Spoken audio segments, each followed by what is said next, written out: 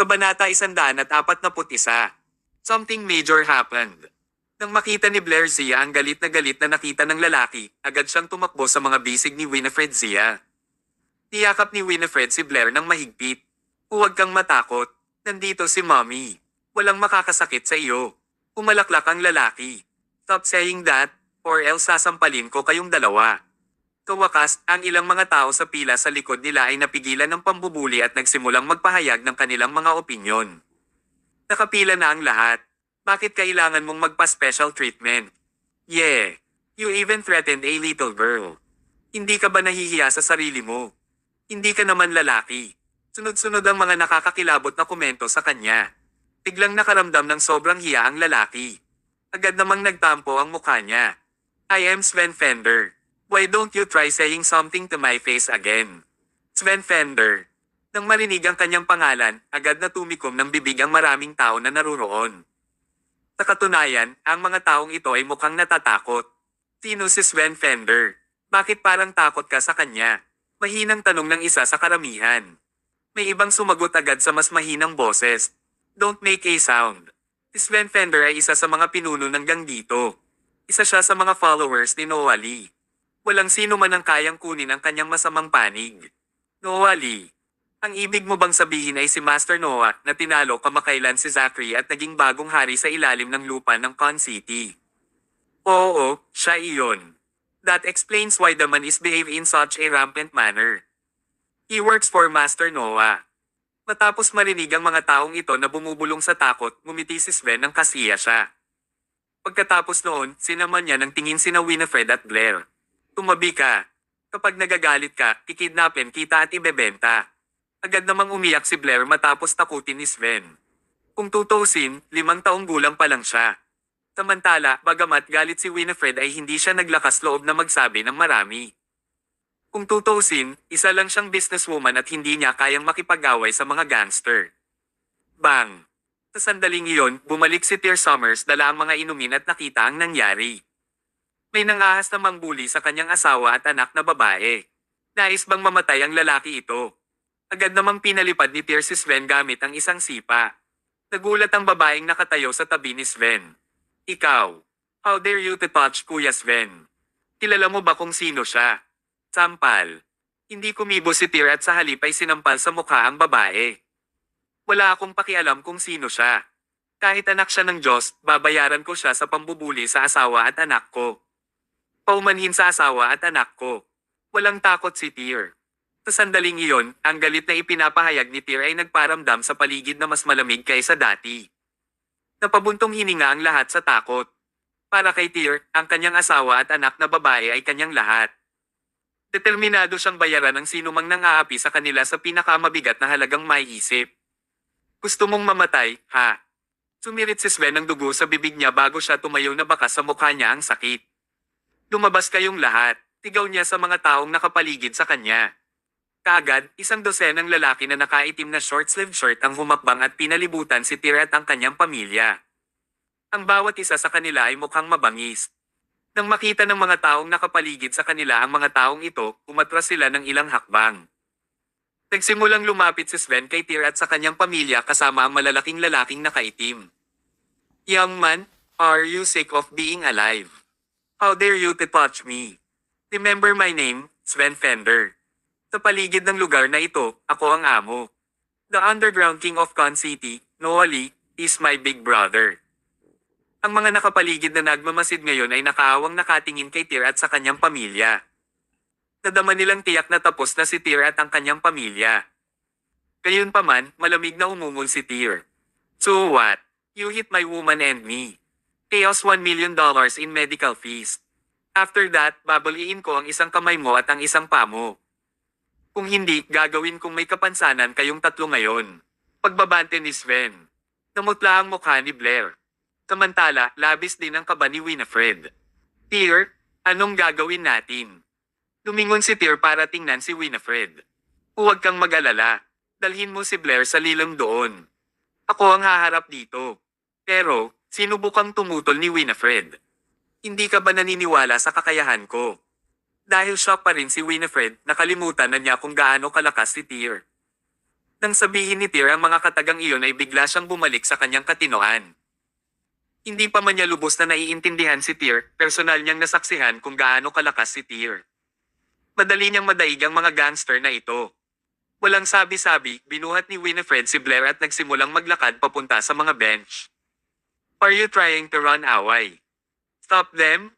Utos ni Sven sa dalawang malalaking lalaki na nagsimulang tumakbo sa paghabol kay Winifred. Gayunpaman, itinulak sila ni Tyr pabalik. Aayusin ko ito sa iyo. Huwag mong hawakan ang aking asawa o anak na babae. Tinilip ni Sven ang kanyang mga mata. Are you going to give in now? Hindi ka ba masyadong feisty kanina? Well then, give me the money and break your own limbs. No, I think you've misunderstood me, sabi ni Tyr. What I mean was, kung lumuhad ka sa harap ko ngayon at mabali ang sarili mong mga paa, baka isipin kong patawarin ka. Kung hindi, pagdating ni Noah Lee, baka harapin ang mas masahol pang kahihinatnan. Natigilan si Sven. Hindi niya nakuha ang gustong sabihin ni Tyr. Samantala, ang dalagang katabi ay nagtanong, Kuya Sven, ibig sabihin kilala niya si Master Noah. Ahaha, siya. Hindi lang tumawa si Sven, tumawa din ng malakas ang grupo ng followers niya. Mas gugustuhin nilang maniwala na ito na ang katapusan ng mundo kaysa sa katotohanan na ang batang ito, casual na bihis na lalaki sa harap nila ay talagang kilala si Noah. Paano kung kilala niya si Noah? Si Sven Fender ay direktang subordinate ni Noah. Hindi pahirapan ni Noah si Sven dahil lang sa hiniling sa kanya ni Tyr. Samantala, inilabas na ni Tyr ang kanyang telepono at tinawagan si Noah Lee. Bago ito, nang matalo ni Noah si Kerim sa tulong ni Zachary Smith, nakilala na siya ni Tyr at nasave ang kanyang numero. Nang masagot ang tawag, magalang na binati ni Noah, Kuya Tyr. Nasa Jolly Theme Park ako ngayon. May subordinate ka ba na si Sven Fender? Pinubuli niya ang asawa at anak ko at pinagbantaan pa niyang baliin ang mga pako. Gawin mo ang gusto mong gawin. Pagkatapos noon, binaba na ni Tyr ang tawag. Samantala, agad namang napatayo si Noah na sarap sa masahe sa isang parlor. Isang lamig ang naglakbay mula sa kanyang mga paa hanggang sa kanyang noo. Sven Fender, nakipagkulitin ba siya kay Kuya Tyr? Sa sandaling iyon, naramdaman ni Noah na parang lalabas na ang kanyang puso mula sa kanyang dibdib. Nagsisimula ng mabigat ang kanyang ulo. Is that Sven? Trying to kill me? Si Noah Lee ay galit na tumakbo pababa at gumawa ng ilang mga tawag habang ginagawa niya ito. Tilasan mo at pumunta sa Jolly Theme Park. May nangyaring major. Kabanata 142. Sabay tayo. Bagamat ilang beses tumunog ang telepono ni Sven Fender sa theme park, hindi niya ito napansin. Sa tuwing nakikipag-date siya kasama ang kanyang kasintahan, pinananatiling nakasilent ang kanyang telepono dahil ayaw niyang maputol ang kanyang kasiyahan. Kung titignan niya ang phone niya ngayon, magugulat siya. Sa loob ng ilang minuto, mahigit 10 beses na siyang sinubukang tawagan ni Noah Lee. Samantala, nagsimulang tumawa si Sven kay Tyr Summers dahil sa kanyang ginawa. Yo, tinawagan mo ba talaga si Master Noah sa phone? Ang galing mong artista. Nanlamig ang mukha ni Sven matapos niyang ilabas ang mga sleepy comments na iyon. How dare you pretend as Master Noah's friend? I'm going to break your limbs on that basis alone. Ikinaway ni Sven ang kamay niya. Tunggaban mo siya. Ako mismo ang babali sa mga paa niya. Agad namang pinalibutan ng isang dosenang malalaking lalaki si Tyr. Gayunpaman, sa sandaling iyon, isang sedan ang bumangga sa gate ng theme park at mabilis ang takbo papunta sa kanilang direksyon. Nang huminto ang sasakyan ay lumabas ang isang kalbong lalaki. Lahat, tumigil ka kagad. Sven Fender, galit ka ba? Natigilan si Sven. Baldy, anong ginagawa mo? Bakit parang balisa ka? Nakaramdam ng goosebumps si Baldy sa buong katawan. Hindi man lang siya naglakas loob na tingnan si Tyr sa mga mata. Agad namang sinipa ni Baldy si Sven. Kahit na gusto mong mamatay, huwag mong kalagkarin ang iba sa gulo mo. May ideya ka ba kung kanino ka nasangkot sa gulo? Tila natulala si Sven. Mabuting kaibigan niya noon pa man si Baldy dahil pareho silang direktang subordinate ni Noah Lee. Sa totoo lang, hindi pa niya nakitang ganito si Baldy. Hindi agad siya tatamaan ni Baldy kapag nagkita sila. Bago pa makapag-react si Sven, tumalikod na si Baldy at lumuhad sa harapan ni Tyr. Kuya Tyr, malapit na pong dumating si Master Noah. Huwag po sana kayong magalit. Natahimik ang mga tao sa paligid. Marami sa mga nagmamasid ay hindi pa rin sigurado kung ano ang eksaktong nangyayari. Pagkaraan ng ilang sandali, maraming itim na sedan ang mabilis na dumaan sa pangunahing pasukan ng theme park. Huminto ang mga sedan mga 8 metro ang layo. Sa pagtulo ng pawis sa kanyang noo, si Noah Lee ay agad na bumaba ng sasakyan at nasagasaan ng 12-12 ng followers sa likod. Master Noah, biglang nawala si Sven. Nang maalala ni Sven ang naging reaksyon ni Baldy, nanlamig ang kanyang gulugod. Parang galit na galit si Noah Lee noon. Nagsimulang tumulo ang pawis sa kanyang noo. Samantala, ang entourage ay mabilis na naglalakad papunta kay Tyr. Pagkatapos nito, ang grupo ng mga tao ay yumuko kay Tyr ng may paggalang. Kuya Tyr! Kuya Tyr! Sabay-sabay at magalang na bati ng lahat kay Tyr. Samantala, napabuntong hininga ang lahat sa paligid nila sa gulat. Si Noah ay ang bagong underground na hari ng Con City. Gayunpaman, ipinakita niya ang napakalalim na paggalang sa isang binata sa edad na 20s. Medyo mahirap paniwalaan. Lahat, pati ang mga nakapaligid na nagmamasid at ang mga tagasunod ni Sven, ay natulala. Nagsimulang maramdaman ng mga tao ang pag-iinit ng kanilang anit. Gusto ng subordinate mo na baliin ang mga pako. Ulalas ni Tyr. Iyon ay halos nagpatigil sa pagtibok ng puso ni Noah. Kuya Tyr, I will offer you closure on this. Tumalikod si Noah at nagsimulang maglakad papunta kay Sven. Sa sandaling iyon, lumuhad si Sven sa lupa sa takot. Master Noah, patawarin mo ako. Todd. Tinipa ng malakas ni Noah si Sven sa kanyang dibdib at nabali ang isang buto ng kanyang dibdib. Bulag ka. Ano ang nagbigay sa'yo ng lakas ng loob para guluhin si Kuya Tyr? Alam mo ba kung sino siya? Kahit sino pa ay mahulaan kung sino si Tyr Summers ngayon. Hindi nagtagal nang mapatay si Kerim, maaaring duminahin ni Noah ang underground ng Con City sa tulong ng pamilya Smith. May mga chismis na may mas makapangyarihang tao bukod kina Noah at Kerim. Ang taong iyon ay ang tunay na hari sa ilalim ng lupa. Ngayon, naramdaman ni Sven na parang gumuho ang mundo niya. Niloko niya ang haring ito. Baliin ang kanyang mga paa at dalhin siya palayo, utos ni Noah. Agad namang tumakbo si Baldy para atakihin si Sven. Kuya, I'm afraid your time is up here. Sana mas maging maingat ka sa susunod mong buhay. Habang sumisigaw si Sven sa sakit, namutla ang kanyang kasintahan at mga tagasunod. Badam! Badam! Nakaluhod silang lahat sa lupa. Kunin mo silang lahat. Sa kabila ng matinding galit, inutusan ni Noah ang kanyang mga tagasunod na kunin ang lahat ng mga taong ito. Pagkatapos noon, magalang na lumakad si Noah kay Tyr at yumuko sa kanya. Kuya Tyr, sisiguraduhin kong magbabayad sila sa ginawa nila. Please, Kuya Tyr, huwag kang magalit. Tamad na iwinagayway ni Tyr ang kanyang mga kamay. Hayaan mo silang mabuhay hanggat tinuturuan mo sila ng leksyon. Salamat, Kuya Tyr, dahil naawa ka sa amin. Pagkaalis ni Noah at ng kanyang mga tagasunod, wala na sa mood ang pamilya ni Tyr na manatili sa theme park. Buti na lang at pinakiusapan ni Tyr si Winifred na dalhin si Blair sa ibang lugar para hindi makita ni Blair ang nangyari.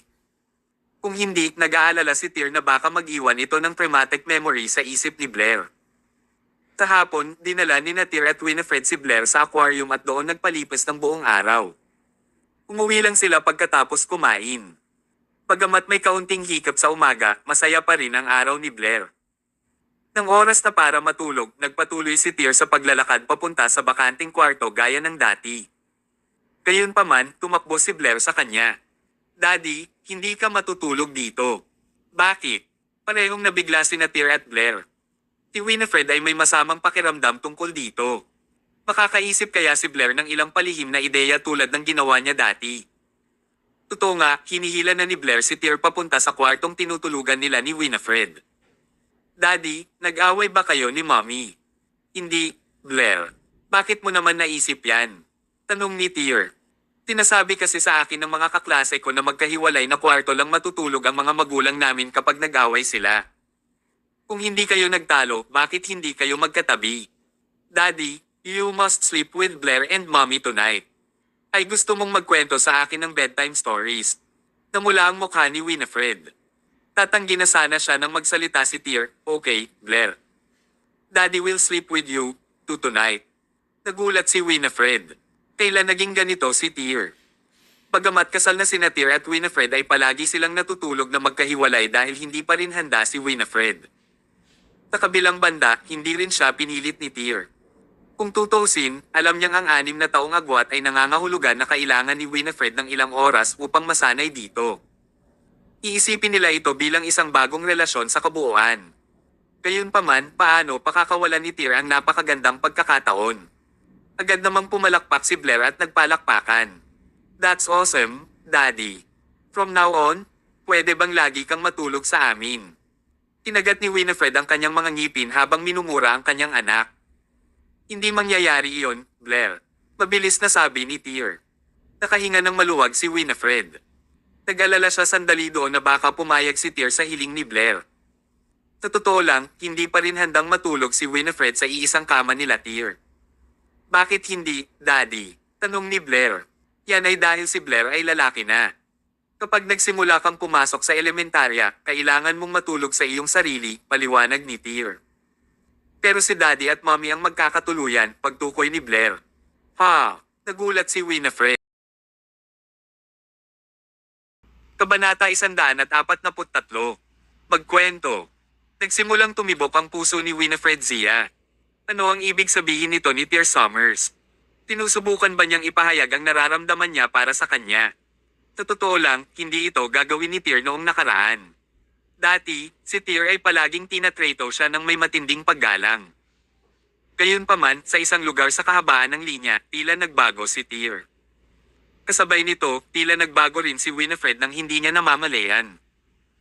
Halimbawa, noong nasa matinding sitwasyon si Autumn Field, tumakbo si Winifred sa mga bisig ni Tyr at umiyak sa opisina. Paimpul siyang hinawakan ni Tyr nang hindi rin siya tinutulak palayo. Sa panahong ito, wala sa kanila ang nagbigay pansin sa mga pagbabagong ito. Gayunpaman, nang pag-isipan nila ito ngayon, napagtanto nilang umunlad ang kanilang relasyon.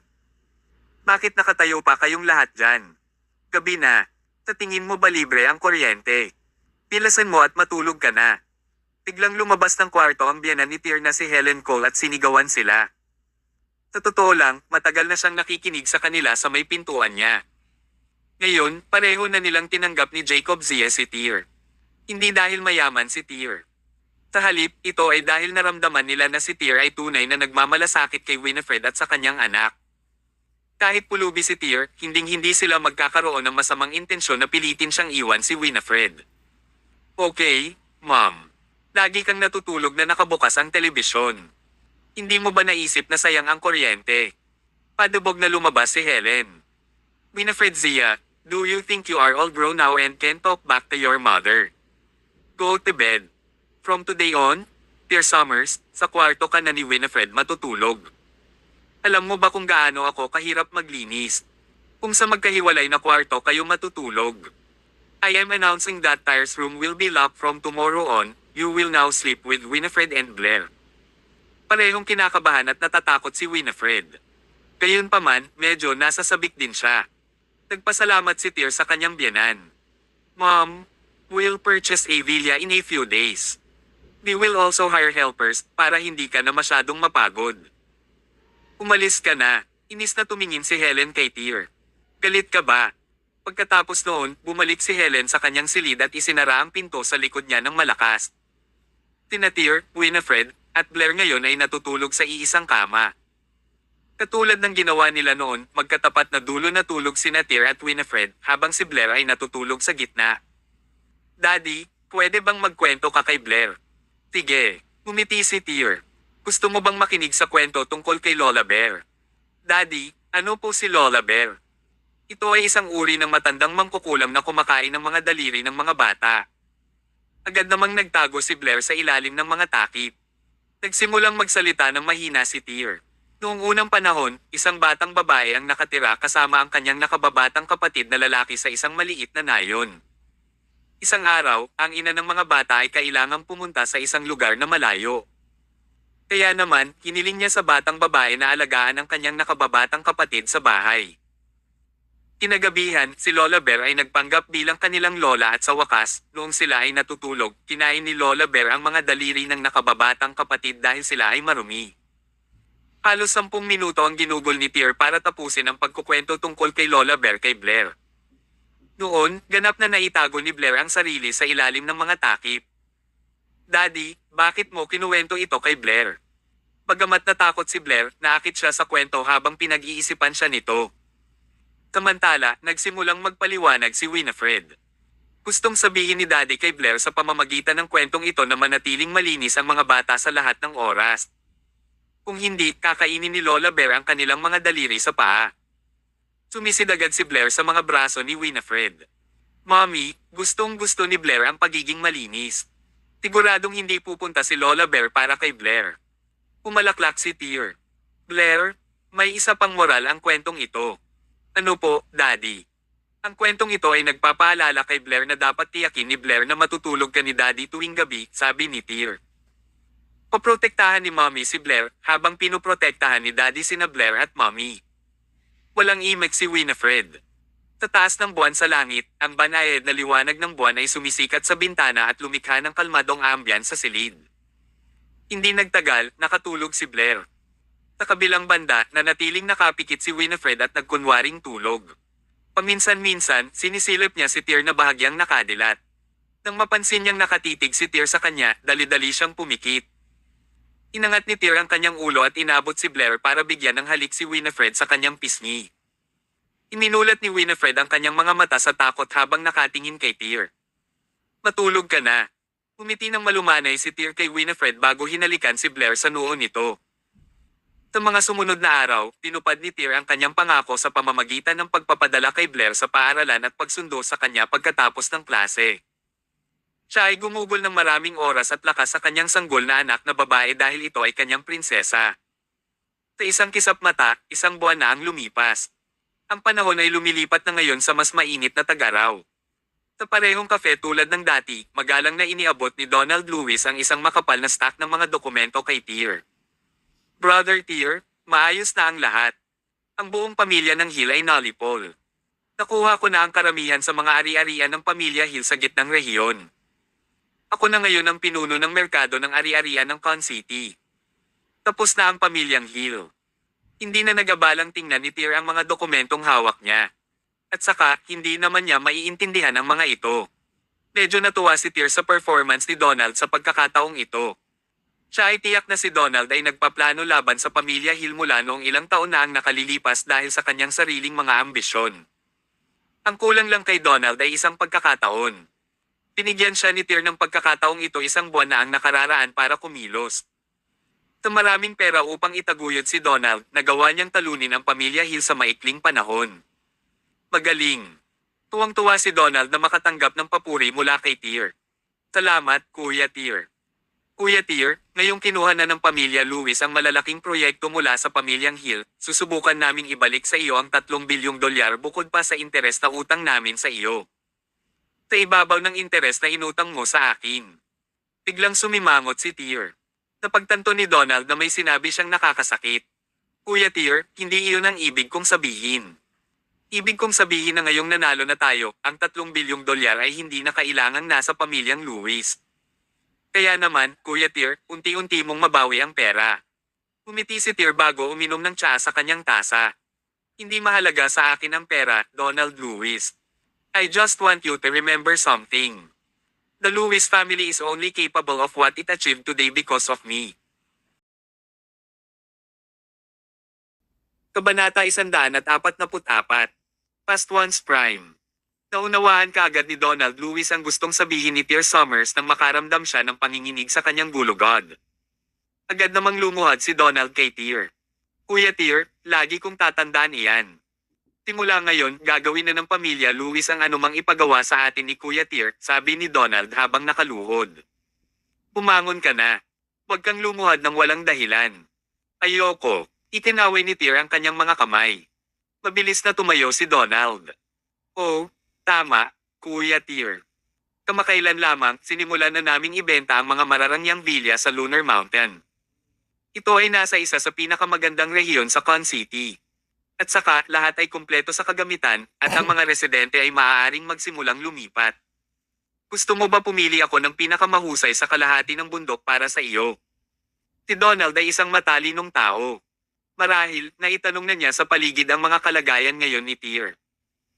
Ngayong nakatira pa sina Tyr at Winifred Zia sa 3 silid na apartment na hulaan ni Donald na malamang ay iniisip ni Tyr na bumili ng sarili niyang bahay.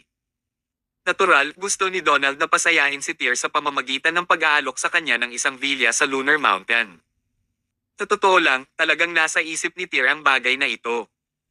Sa katunayan, nakatutok din siya sa mga villa sa Lunar Mountain. Oo naman. Sige, Kuya Tyr. I'll inform you kapag naayos na ang lahat.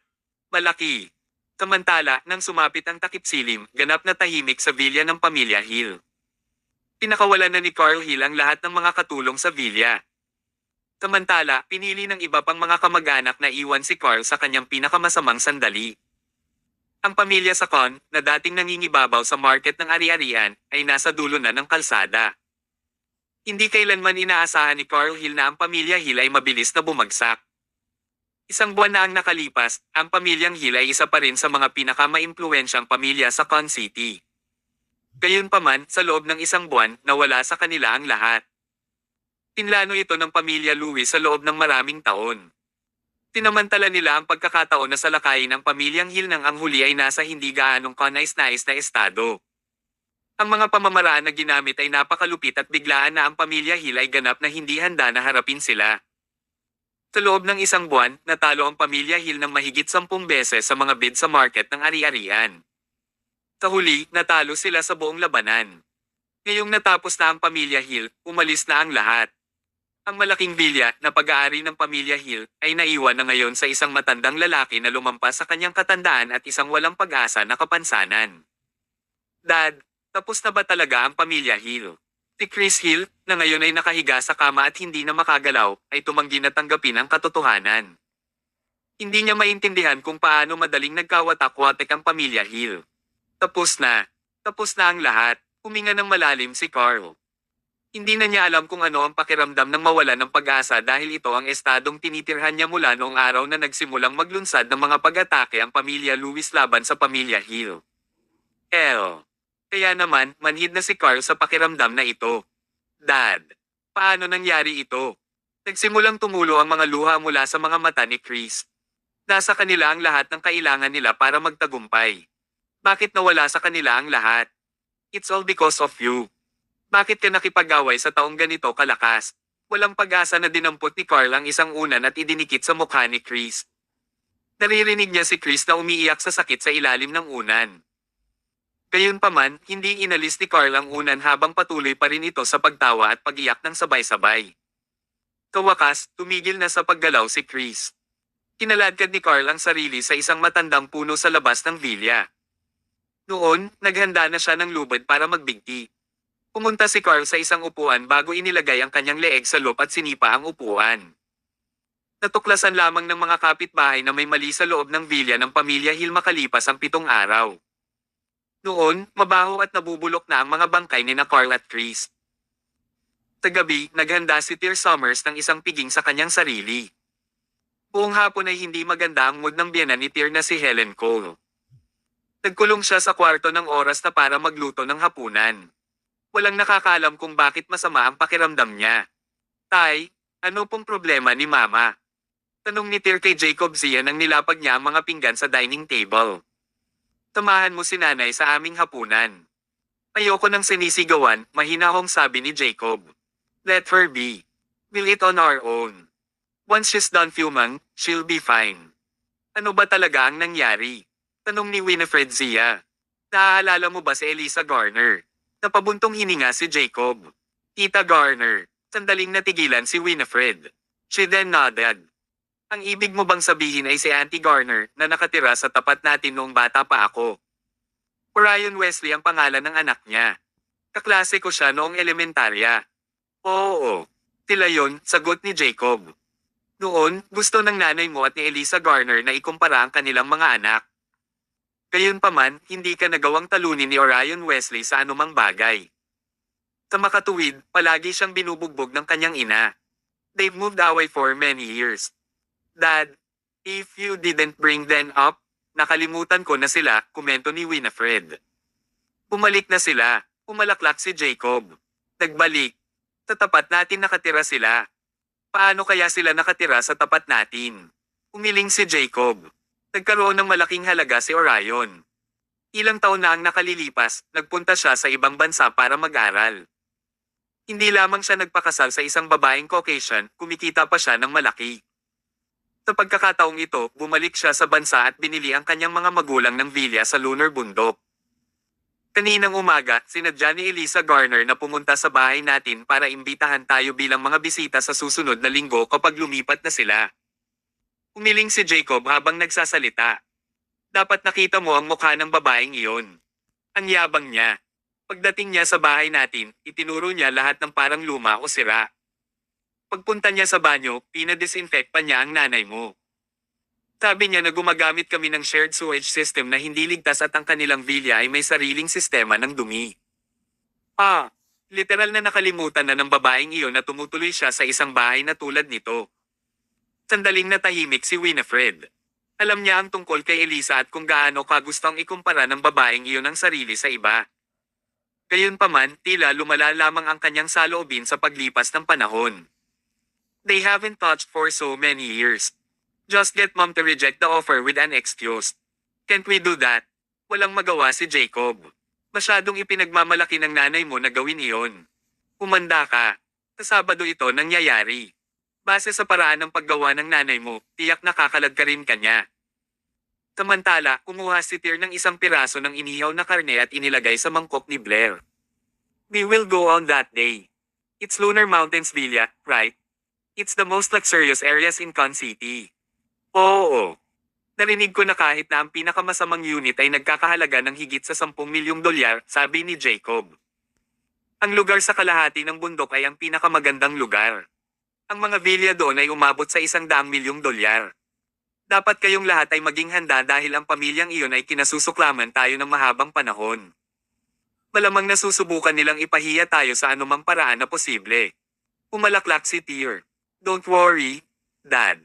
I was thinking to buy a villa for the family too. Balita ko makakalipat na tayo agad kung babayaran natin ang buong halaga. Tere na at bumili tayo ng sarili natin. Kabanata 145. Gusto ko silang 13 lahat. Si Jacob Zia at Winifred Zia ay tumingin kay Tyr Summers ng kakaiba. Bakit pinatunog ni Tyr na parang bibili siya ng repolyo na nagkakahalaga ng $5 kung villa ang tinutukoy niya? Naguguluhan silang tinignan ni Tyr. May problema ba? Walang ideya sina Winifred at Jacob kung paano siya sasagutin. Samantala, si Helen Cole ay lumabas ng kanyang silid, malungkot. Ang mga villa sa Lunar Mountain ay nagkakahalaga ng 10 milyon.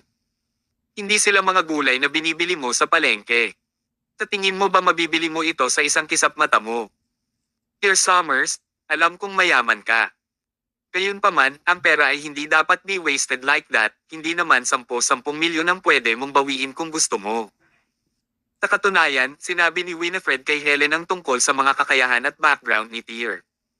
Gayunpaman, para sa isang tulad ni Helen, na hindi man lang matukoy ang pagkakaiba sa pagitan ng isang mamahaling sasakyan at isang mura na kotse, imposibleng ipaunawa sa kanya kung ano ang isang napakayamang tao. Batay sa pagkakaintindi ni Helen, kahit mayaman si Tyr, malamang na $10 milyong lang ang mayroon siya. Kahit na sa kanyang sariling kumpanya, si Winifred ay mayroon lamang $200 milyong sa kanyang pangalan. Sa katunayan, kalahati nito ay pautang mula sa bangko. Kaya naman, hindi naniniwala si Helen na kaya ni Tyr na bumili ng villa. Higit sa lahat, hindi siya naniniwala na kaya nitong bumili ng mga mararangyang villa sa Lunar Mountain. Tyr Summers, kung sasabihin mo ulit ang katagang na ganito, pupunitin ko yung bibig mo. Villa lang iyan. Sa totoo lang, hindi ko talaga gusto. Napakalaki at mahirap linisin. Parang nakatira sa isang ghost house. Naiinis ako sa iniisip ko lang. Ito ay isang klasikong kaso ng pagiging seloso. Umupo si Helen at galit na nagpasok ng isang kotsarang kanin sa kanyang bibig. Sa tingin ko wala sa inyo ang dapat pumunta sa susunod na Sabado. Mag-isa akong pupunta doon. Parehong nagulat si Jacob at Winifred kay Helen. Naisip ba niyang tiisin ang lahat ng insulto sa kanyang sarili? No way, Mom. We must go with you. Ngumiti si Tyr. Diba sabi mo maluho ang mga villa sa Lunar Mountain? Don't you think we all should check it out? Nang dumating si Tyr sa Villa Sales Gallery ng Lunar Mountain kinabukasan, napakasikip na. Sa katunayan, dahil ito ang pinakamarangyang plot ng lupa sa Con City, maraming mayayamang lokal ang nakatutok na sa property. Ngayon ang mga villa ay ibinebenta, maraming tao ang narito upang bumili ng isa sa kanilang sarili. Malinaw na mas marami ang mga customer kaysa sa mga sales ladies. Mister, nandito ka ba para bumili ng villa?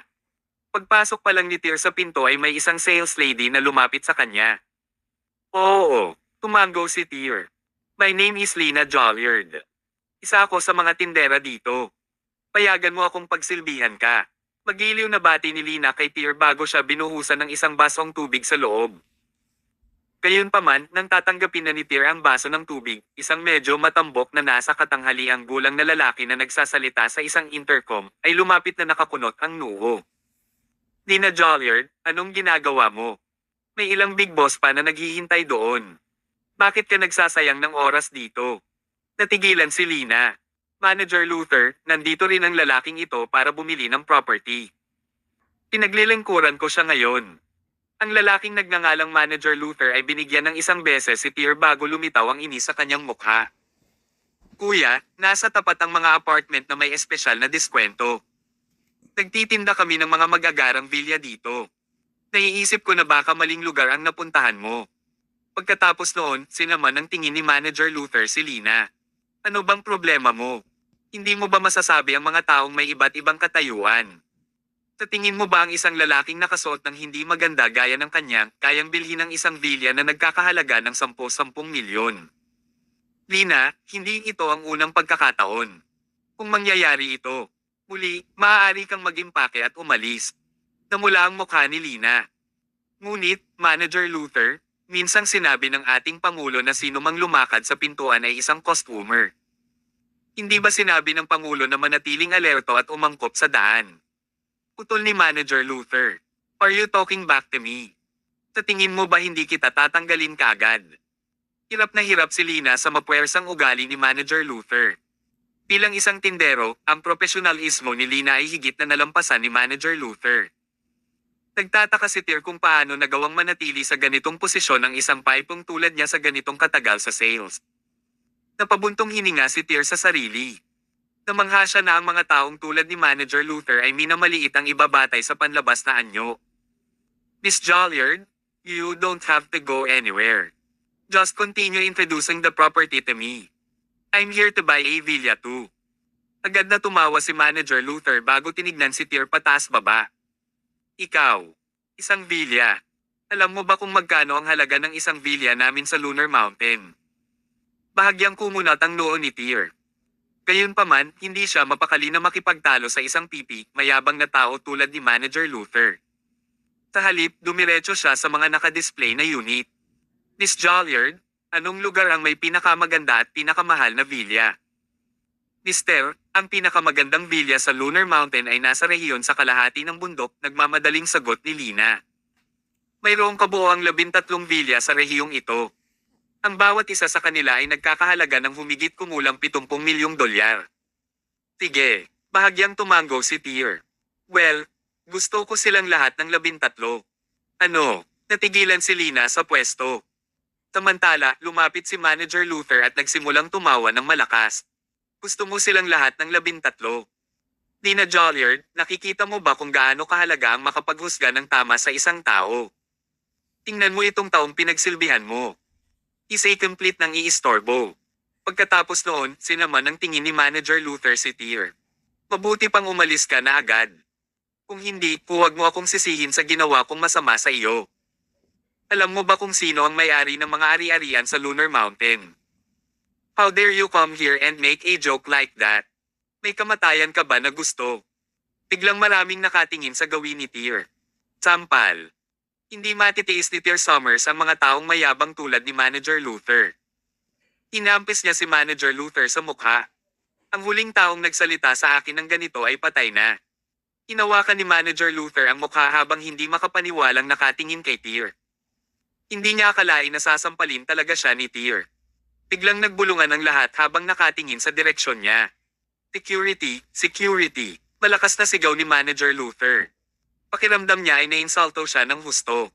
Ngayon, tuturuan niya ng leksyon si Tyr. Agad namang lumapit ang isang grupo ng mga security guard. Umiti si Tyr ng half-hearted. Sigurado ka bang gusto mo akong paalisin? Hindi lang kita palalayasin, kundi babaliin ko ang mga pamo. Labis na nagalit si Manager Luther. Ngayon na ang pamilya Lewis ay naging pinakamalaking grupo ng ari-arian sa Con City. Nadama ni Manager Luther na siya ay itinuturing na isang maimpluwensyang tao dahil siya ay isang empleyado ng pamilyang Lewis. Kaya naman, hindi niya matitiis na insultuhan ng ganoon. Umiti si Tyr para ipakita ang maayos at mapuputing ngipin. Manager Luther, bakit hindi ka lumingon at tumingin sa likod mo?